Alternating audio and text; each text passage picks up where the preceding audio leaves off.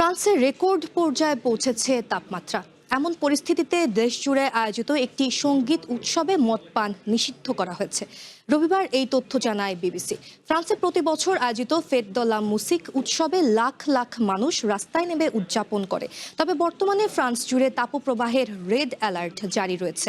এর ফলে সরকার রেড অ্যালার্টের আওতাভুক্ত এলাকাতে মদ পান নিষিদ্ধ ঘোষণা করেছে।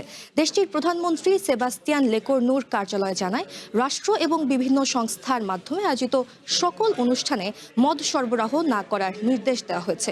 আবহাওয়ার পূর্বাভাসে বলা হয়েছে, রবিবার ফ্রান্সের দক্ষিণ পশ্চিম অঞ্চল থেকে প্যারিস হয়ে বারগান্ডি পর্যন্ত তাপমাত্রা ৩৯ থেকে ৪০ ডিগ্রি সেলসিয়াসের মধ্যে থাকতে পারে।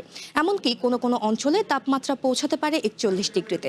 সোমবার তাপমাত্রা সর্বোচ্চ পর্যায়ে পৌঁছাতে পারে, এমনকি তাপমাত্রা ঐতিহাসিক রেকর্ড গড়তে পারে বলেও সতর্ক করেছে কর্তৃপক্ষ।